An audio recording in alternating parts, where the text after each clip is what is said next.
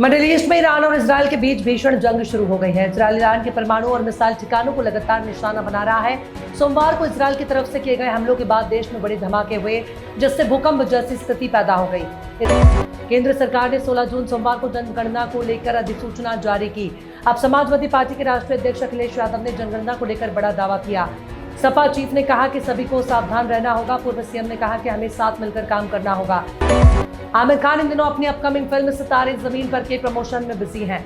वहीं एक इंटरव्यू में सुपरस्टार ने भारत पर पाकिस्तान के हमले का तुर्की द्वारा किए गए समर्थन की आलोचना की। आमिर खान ने कहा कि तुर्की ने जो किया वो बहुत गलत किया। जनगणना को लेकर केंद्र सरकार ने आधिकारिक अधिसूचना जारी कर दी है। जनगणना की ये प्रक्रिया 1 मार्च 2027 तक पूरी हो जाएगी, जबकि लद्दाख, जम्मू कश्मीर, हिमाचल और उत्तराखंड के पहाड़ी इलाकों में जनगणना पूरी होने की तिथि 1 अक्टूबर 2026 रहेगी। उत्तर प्रदेश के लखीमपुर के निकट प्रसिद्ध दुधवा राष्ट्रीय उद्यान और किशनपुर अभ्यारण्य को इस साल के सत्र के समापन के बाद रविवार से पर्यटकों के लिए बंद कर दिया गया। इस साल के पर्यटन सत्र के समापन के उपलक्ष्य में दुधवा बाघ अभ्यारण्य के अधिकारियों ने रविवार की शाम को पर्यटकों के अंतिम जत्थे को गर्मजोशी से बधाई दी। ईरान के महत्वपूर्ण परमाणु प्रतिष्ठानों पर निशाना बनाकर किए गए इजरायल की तरफ से हमले के बाद जवाबी अटैक में ड्रोन से वॉर के बाद मध्य पूर्व में स्थिति लगातार बिगड़ती जा रही है। इन तनावों के बीच सोना 1 लाख प्रति 10 ग्राम के पार जा चुका है। यूपीआई में आज से बड़ा बदलाव देखने को मिलेगा।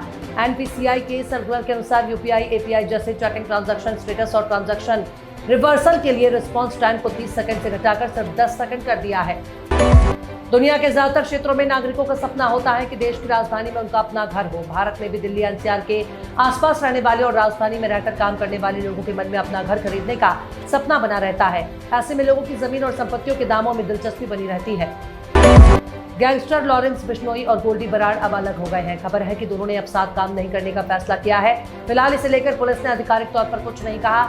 ऐसे में बड़े गैंगस्टर्स को ट्रैक कर रही राज्यों की पुलिस और केंद्रीय एजेंसियों की चिंता बढ़ सकती है। सरकारी शिक्षक पदों की वैकेंसी का तलाश कर रहे युवाओं का इंतजार खत्म हुआ। झारखंड स्टाफ सिलेक्शन कमीशन की ओर से 1373 सेकेंडरी टीचर पदों पर उम्मीदवारों के आवेदन आमंत्रित किए गए। ऑनलाइन आवेदन की प्रक्रिया 18 जून 2025 से शुरू होगी।